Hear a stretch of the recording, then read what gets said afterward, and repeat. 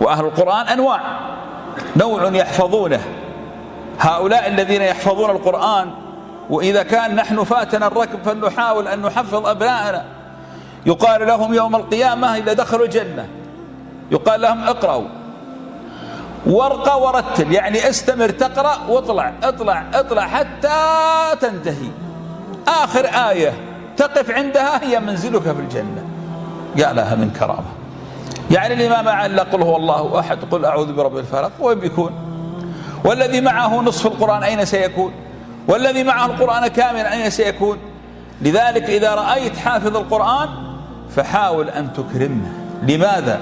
لأن خيركم من تعلم القرآن وعلمه، فقد يكون هذا شافع لك يوم القيامة. فالناس شفاعة الله يعطيها لمن يحب، فلا تحتقر قارئ القرآن مهما كان صغيرا في نظرك. القرآن يا إخوة أهله هم أهل الله وخاصته.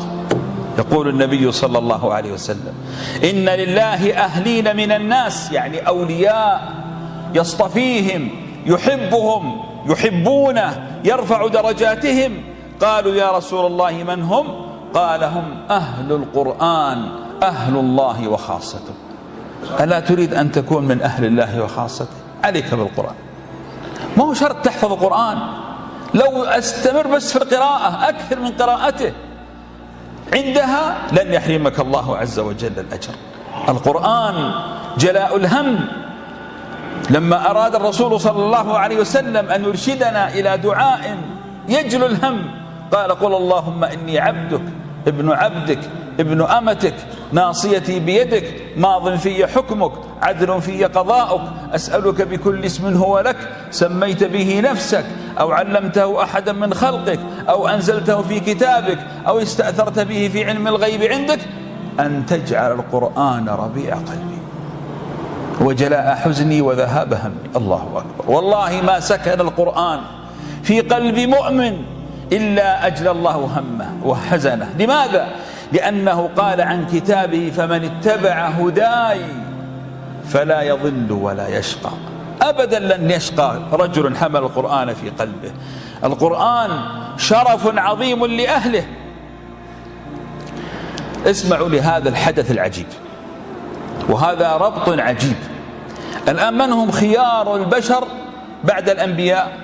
هم صحابة النبي صلى الله عليه وسلم، وخير الصحابة 10 المبشرون بالجنة، وخير 10 الخلفاء 4. الآن هذا ترتيب الأفضلية في الصحابة. لكن شوفوا هذا الحديث يقول النبي صلى الله عليه وسلم خذوا القرآن عن 4. الآن هو يأمر من؟ الصحابة اللي فيهم 10 المبشرون في الجنة. خذوا القرآن عن 4: ابن مسعود وأبي بن كعب وسالم مولى حذيفة ومعاذ بن جبل. هل هؤلاء 10 المبشرين في الجنة؟ لا. ومع ذلك جعل 10 يرجعون إليهم في القرآن. من الذي رفع هؤلاء؟ القرآن الكريم.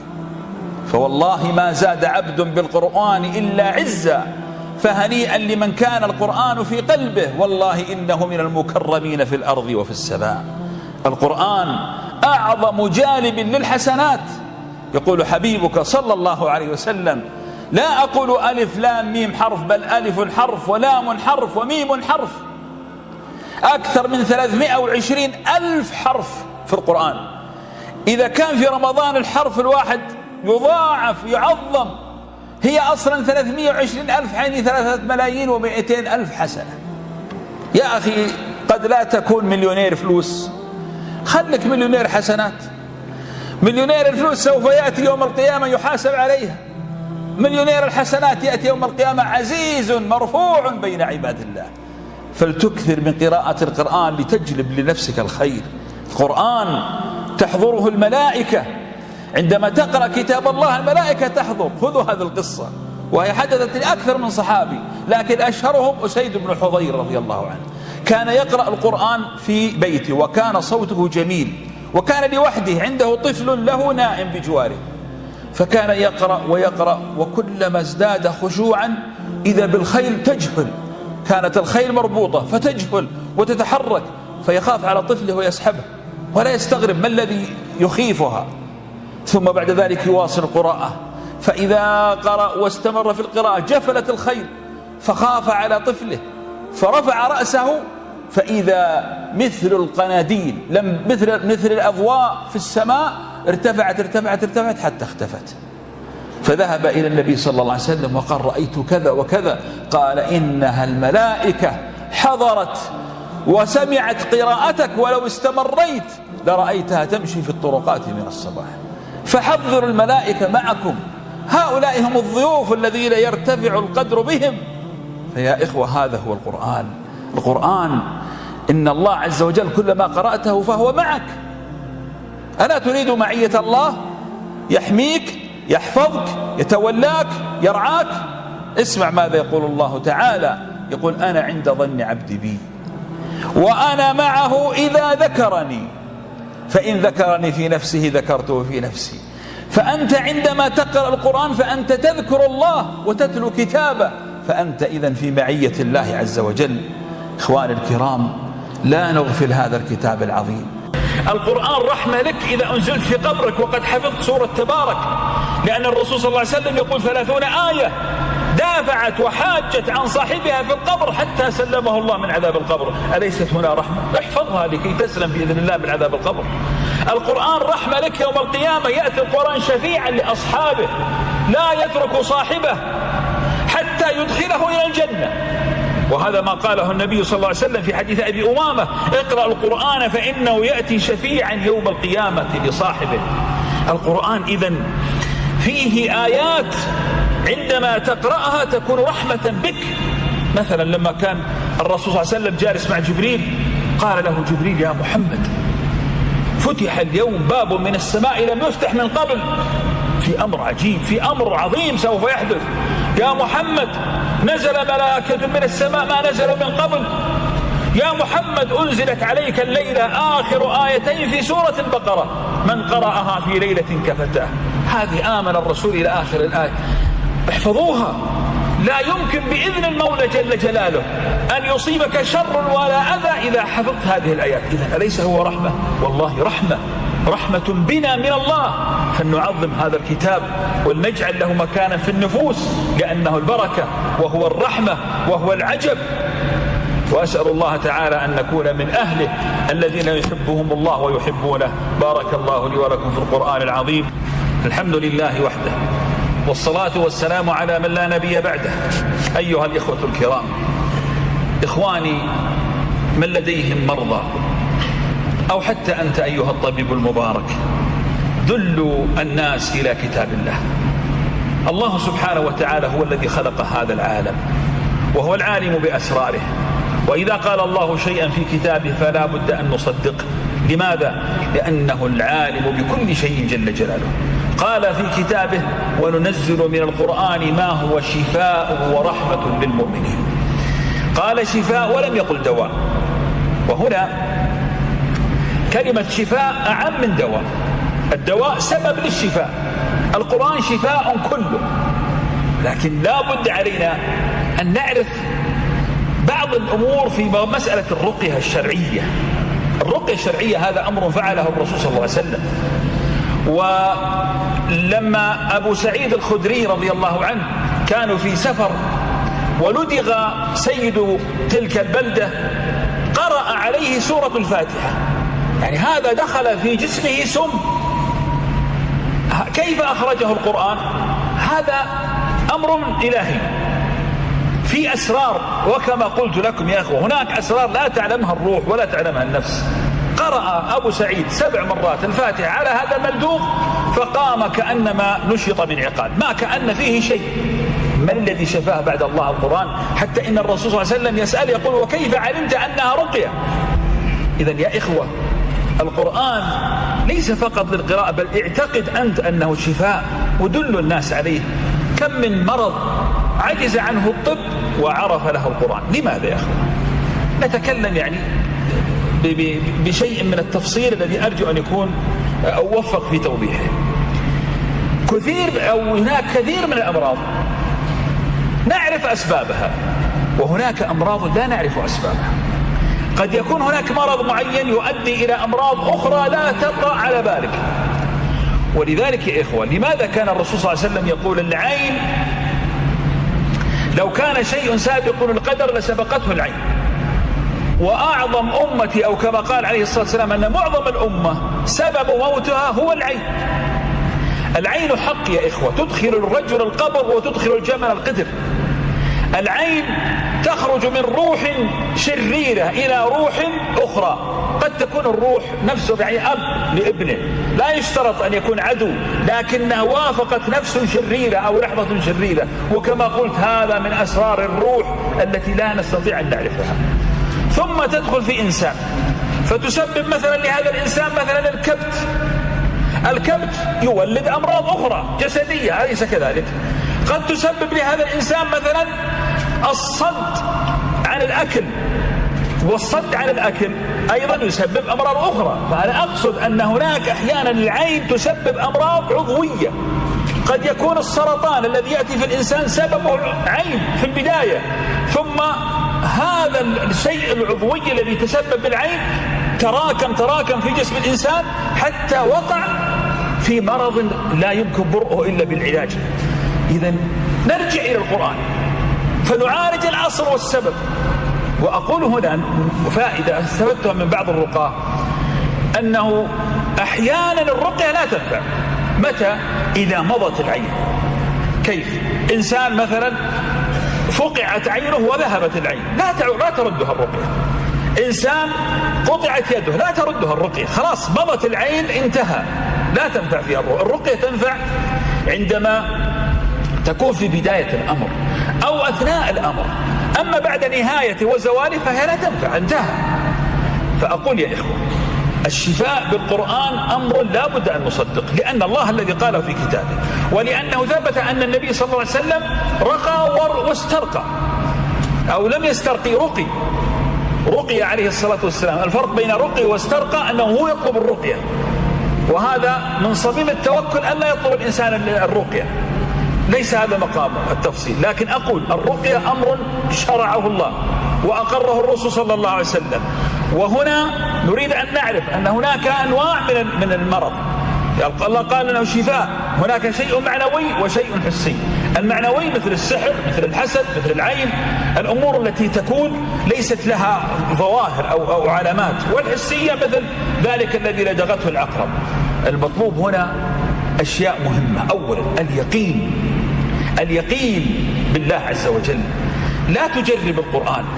الله قال لك القرآن شفاء، والله يشفي. إذن المشكلة قد تكون عند الراقي أو تكون عند المسترقي، عند المريض نفسه. يقول نجرب، الله لا يجرب. عندما تقرأ وأنت متيقن أن الله هو الشافي قد يأتيك الفرج. وأقول قد، لماذا؟ لأن القرآن وهو عبارة عن سبب، هو سبب للشفاء. الرقية سبب للشفاء، وقد لا يكتب الله أن تشفى بحكمة يعلمها الله عز وجل، لكن المطلوب أنك تقرأ بيقين، فإن أراد الله لك الشفاء أعطاك، وإن لم يرد لك الشفاء لا يهتز يقينك بالقرآن. هذه أولا. ثانيا، الرقية يا إخوة تكون بالأمور المشروعة، بكتاب الله، بالأدعية التي وردت عن النبي عليه الصلاة والسلام. أما أن يأتي مثلا بعض الرقاة ويأتون بالإبداعات والخرافات فهذا أمر غير مطلوب. ومن رقى بغير كتاب الله أو الأدعية الثابتة عن النبي عليه الصلاة والسلام وطلب منك إما ذبح شيء أو فعل شيء، انتبهوا، قد المريض محتاج للعلاج، ولذلك قد يقع أحيانا في الأمور الشركية وهو لا يعلم، وهذا أمر خطير ومهم جدا. الرقية الشرعية يا إخوة كما قلنا أنها سبب وتحتاج إلى اليقين. تذكر دائما أن القرآن عظيم وثقيل، ولذلك سنلقي عليك قولا ثقيلا. القرآن بحد ذاته لو نزل على الجبال لهدها. القرآن عظيم، إذا نزل على الروح يجب أن يكون له تأثير. فالراقي عندما يرقي يجب عليه أن يؤمن بهذا، أنه يتكلم بكلام الله الذي تكلم به، والذي يسمع الرقية يجب على أن يعتقد اعتقادا جازما أن هذا كلام الله الذي بيده الشفاء والعافية. وأقول لكل مريض: اقرأ كتاب الله، واسمع كتاب الله، واسمع الرقية، اجعل القرآن دوما معك. والله قد تساعد أنت بسبب هذا الكتاب الأطباء لأن تتخلص من مشكلة أنت فيها. وهناك كثير من القصص والأمثلة تدل على أن هناك أقوام مرضوا يؤس منهم فشفاهم الله بسبب يقينهم واعتقادهم بالقرآن الكريم. إذن يا إخوة، كتاب الله بين أيدينا كنز عظيم. نحن للأسف مقصرون في حق كتاب الله، وكتاب الله لو أننا تمسكنا به وقرأناه ويعني استثمرنا هذه النعمة العظيمة التي هي من الله بين أيدينا لتحسنت أمورنا كلنا في حياتنا، في أرزاقنا، في صحتنا، في عافيتنا، في كل أحوالنا. فأسأل الله أن نكون من أهل كتاب الله. كنتم خير أمة أخرجت للناس تأمرون بالمعروف وتنهون عن المنكر، ثم قال وتؤمنون بالله. طيب، حافظ القرآن الذي لا يتعدى مسجده صالح ولا مصلح؟ صالح. عائشة رضي الله عنها قالت: أنهلك وفينا الصالحون أو وفينا المصلحون؟ قال: الصالحون. إذن يا إخوة، الصالح صالح لنفسه فقط، وهذا لا ينتفع منه أحد. ما الفائدة؟ نحن نريدكم أنتم تكونون صالحون في أنفسكم ومصلحون لمجتمعاتكم، خاصة يا شباب أنكم تتعلمون علم دقيق يجهله كثير من الناس، ألا وهو علم التدبر. وربنا عز وجل لما أنزل هذا القرآن طلب منا أن نحفظه أو نتدبره، ليتدبروا آياته. التدبر، وهذا الذي أنتم عليه الآن ما شاء الله تبارك الله.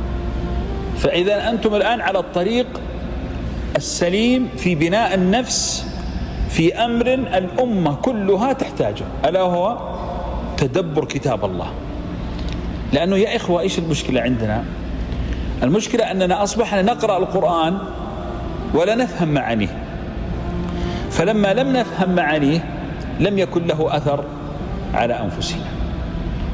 القرآن نقرأه حروف، يختم الواحد منا مرتين وثلاث وأربع وخمس وعشر، لكن لما تأتي إلى أخلاقه، إلى تعاملاته، إلى عباداته، أحيانا تجد عنده مشكلة. هل هذا تأثر بالقرآن؟ لا، ما تأثر.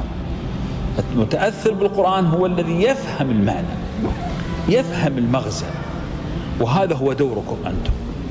ولذلك أنا أدعوكم بعد أن تحفظوا أو يعني تعوا هذا العلم الجميل أن تبدأون تنشرونه للناس ليستفيد منكم الناس. أنتم كل واحد منكم لما تنتشرون في مساجد منتشرة، فلا بد من الآن تضع في نفسك أنك أنت تكون إنسان نافع يستفيد منك الآخرين، ولا يقتصر هذا العلم عندك أنت فقط. كيف تستطيع أنك من خلال يعني سورة أو سورتين من القرآن توصل ما تعلمته؟ لأنه شوف يا إخوان، عندنا مشكلة إحنا في توصيل المعلومة للآخرين. أحيانا كل إنسان عنده علم لكن عنده صعوبة في إيصال المعلومة. فحنا نبغاكم بعد ما تتعلمون إن شاء الله في هذا المجلس المبارك، أيضا من المهم جدا أن تعرفون كيف توصلون المعلومة للناس. أنت احتويت المادة ذي، لكن توصيلها هو الصعب، وهذا الذي يحتاج إلى ممارسة، ويحتاج إلى تجربة، ويحتاج أنك تجلس مع الذين سبقوك في هذا العلم، وتسمع للدعاة الذين تميزوا في هذا الأمر لكي تفهم كيف توصل المعلومة. أحيانا أنت تسمع بعض المفسرين فتنبهر من كلامه. لماذا؟ لأنه استطاع أن يوصل لك ما فهمه. وأحيانا تجلس مع بعض المفسرين يتكلم ساعة كاملة وأنت لا تدري ماذا يقول. لماذا؟ لأنه سجل ورقة وجاء يقرأها فقط. وسنأخذ اليوم نموذج، وفي النموذج هذا يا أحبابي نشوف كيف نستطيع أن نوصل المعلومة للناس. وخلونا نأخذ مثلا المعوذات مثلا. أنت الآن تبغى تتكلم عن المعوذات في مسجدك أو في مجلس من مجالس العلم أو في أي مكان كان، لأسرتك في بيتك تبغى توصلهم المعلومة هذه. فكيف تستطيع أنك توصل معلومة سورتين المعوذتين بطريقة بحيث أنه فعلا يتعمقون في المعاني؟ تأخذها واحدة واحدة. ما هي؟ كيف الطريقة؟ أولا تقول لهم مثلا المعوذات سبب نزولها هو أن النبي صلى الله عليه وسلم سحره لبيد ابن عاصم يهودي، سحر النبي صلى الله عليه وسلم، فتأثر الرسول صلى الله عليه وسلم من هذا السحر، فجاء في المنام من يخبره أنه مسحور وأن سحره موجود في بئر معينة. فذهبوا فوجدوا أن أخذ من شعره عليه الصلاة والسلام والمشط الذي كان يمتشط به وغرزت فيه 11 إبرة. فأنزل الله عز وجل المعوذات، قل أعوذ برب الفلق وقل أعوذ برب الناس. وكان عددها كم عدد آياتها؟ 11 آية. السورتين لما تجمعها عددها بعدد الإبر، فكان كل ما قرأت آية انفكت عقدة من هذه العقد السحرية، حتى انطلق النبي صلى الله عليه وسلم وكأنه ليس به شيء. فبدأ الرسول عليه الصلاة والسلام يتعوذ بهما دائما، كان يضع حرس وإلى آخره. الآن بعد أن نزلت المعوذات أصبح يعني يقرأها في صباحه وفي مسائه بنية التحصين من كل سحر وكل حسد. يعني معناه أن هذا القرآن يا جماعة هو شيء من كلام الله عز وجل، فتعظم هذا الأمر في نفوسهم. الآن أنت جالس تهيئ النفوس لأمر له هيبته. عرفت كيف الآن التسلسل؟ أول شيء تأتي بسبب النزول، ثم تبدأ تعظم هذه الكلمات علشان المتلقي لما يسمع منك يعرف أنه مقبل على كلام عظيم، على كلمات مهمة جدا. بعد أن تهيئ النفس تأخذ الكلمات الصعبة في هذه السور. ما معنى الفلق؟ ما معنى الغاسق؟ ما معنى إذا وقب؟ ما معنى الجنة؟ هذه الكلمات تشكل على الناس، تشرحها له. الفلق هو فلق الشيء عموما، ومنه الصباح. الغاسق اللي هو الليل، فمعناه هنا في فلق في صباح، وهنا في غسق في ليل، إذا وقب إذا ظهر. ثم بعد ذلك تشرح معاني الكلمات. الآن أنت أول أمر ماذا فعلت؟ جبت سبب النزول، ثم هيأت النفس لتعظيم كلام الله عز وجل، وما معنى أن تتحصن، وكيف أن هذه المحصنات المعوذات تحميك بإذن الله تعالى، لأن هذا الكلام كلام عظيم. يقرأ على المسحور فيفك سحره، يقرأ على المحسود فيفك حسده، ويقرأ على المريض فيشفى بإذن الله. إذن هو عظيم، كلام عظيم. ثم بعد ذلك تشرح لهم معاني الكلمات. بعد أن تنتهي من شرح معاني الكلمات تبدأ تحاول أنك تربط ما بين السورتين هذه والسورة اللي قبلها. ما هي السورة التي قبلها؟ سورة إيش؟ الإخلاص. في سورة الإخلاص الله سبحانه وتعالى عظم نفسه ومجد نفسه وأثبت التوحيد لنفسه، وأنه ليس بحاجة لا أصل ولا فرع. ما معنى كلمة لا أصل ولا فرع؟ الأصل هو ماذا؟ الأب، والفرع هو الابن، ولذا قال لم يلد ولم يولد. إذن الآن في تعظيم لله عز وجل في هذه السورة، سورة الصمد، سورة الإخلاص. وأن الصمد يعني الذي تصمد إليه النفوس، وأن الناس إذا أرادوا الخلاص من شيء فيجب التجهون إلى الله عز وجل في سورة الإخلاص. بعد أن مجد نفسه وعظم نفسه في سورة الإخلاص أتى لك بالمعوذات التي تربطك بالله عز وجل، ليثبت لك أنه إذا أردت الخلاص من كل شر فعليك بالواحد الأحد الذي لم يلد ولم يولد ولم يكن له. القرآن رحمة لك إذا أنزلت في قبرك وقد حفظت سورة تبارك، لأن الرسول صلى الله عليه وسلم يقول 30 آية دافعت وحاجت عن صاحبها في القبر حتى سلمه الله من عذاب القبر. أليست هنا رحمة؟ احفظها لكي تسلم بإذن الله من عذاب القبر. القرآن رحمة لك يوم القيامة، يأتي القرآن شفيعا لأصحابه لا يترك صاحبه حتى يدخله إلى الجنة. وهذا ما قاله النبي صلى الله عليه وسلم في حديث أبي أمامة: اقرأ القرآن فإنه يأتي شفيعا يوم القيامة لصاحبه. القرآن إذن فيه آيات عندما تقرأها تكون رحمة بك.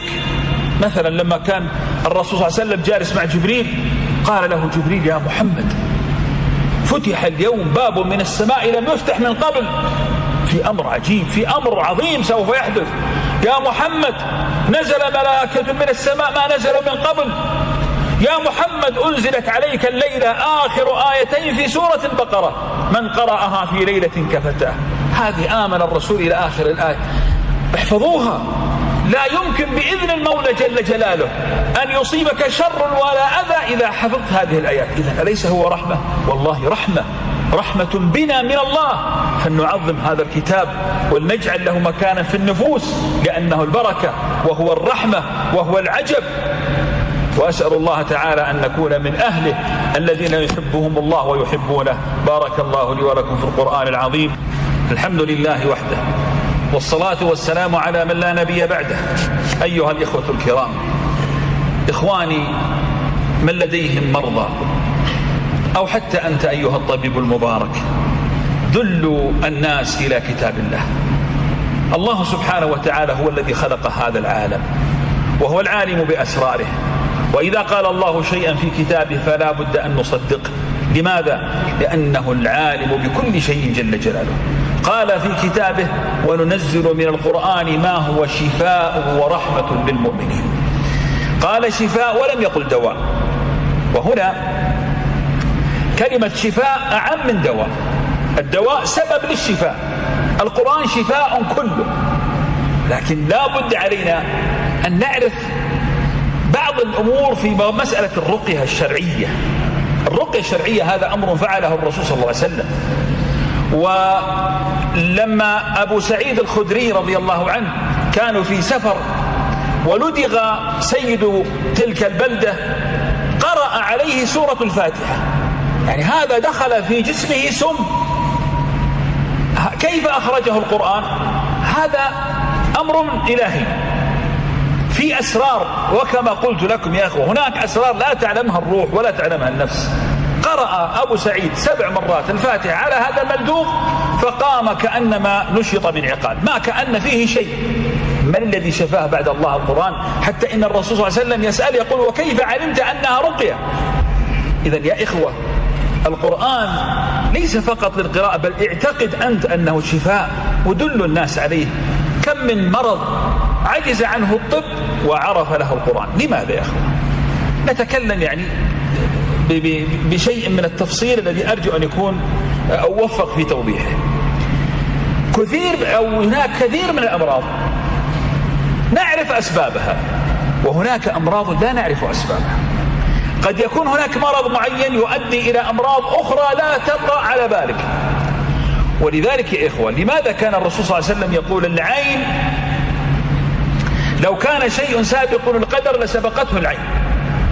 وأعظم أمتي، أو كما قال عليه الصلاة والسلام أن معظم الأمة سبب موتها هو العين.